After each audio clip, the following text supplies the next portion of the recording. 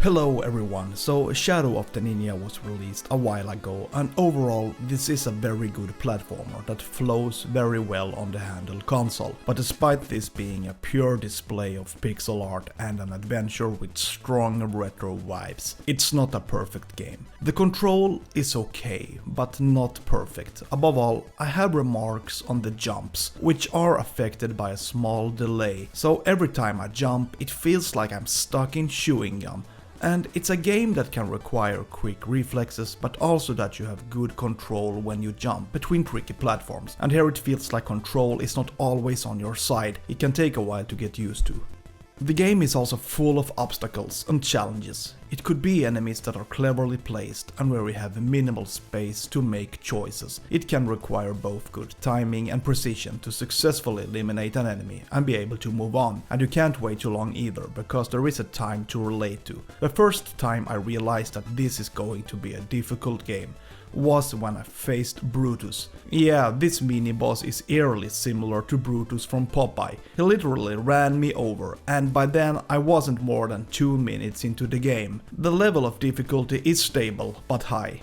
It is also a very dense platform game, where you are rarely allowed to breathe. And of course it may have to do with time pressure. You're constantly in motion, but it's as if you're constantly facing a new challenge without the game slowing down. As soon as you overcome an obstacle, a new challenge awaits. And in itself, I don't think it's a problem, but sometimes it's nice if the game can breathe a little, that the experience becomes somewhat more dynamic. There will be a lot of stop and go, stop and go, stop and go, and I feel like I'm losing the flow in the game. And as I said, it has to do with the fact that it's a compact experience where you are rarely allowed to rest. Visually, this is a really positive surprise. Perhaps one of the absolute best looking 2D games for Nintendo Switch. The environments are very detailed without affecting the gameplay itself. Parallax scrolling is used extensively, and here I really get the feeling that I am in a busy harbor area that has been taken over by the forces of evil. It looks very good, I really like this. Sometimes you also encounter bosses, and I think the Due team managed to create relatively interesting boss battles. Above all, they feel like a nice change from the usual jumping between platforms. So basically, it's a nice mix between challenging stages and bosses that can require both concentration and understanding of their movement patterns and abilities. So should you buy this game? The game costs $20 in Nintendo's eShop, and basically I think it's worth the money.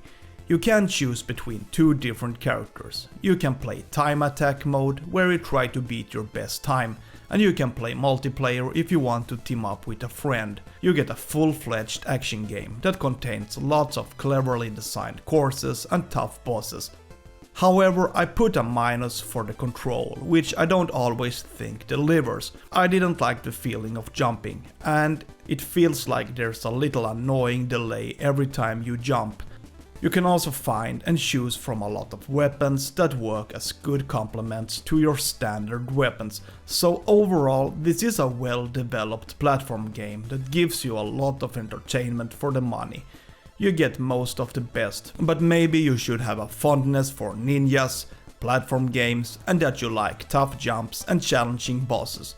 Then this could be a game for you. Feel free to subscribe to my channel. Have a good day. See ya!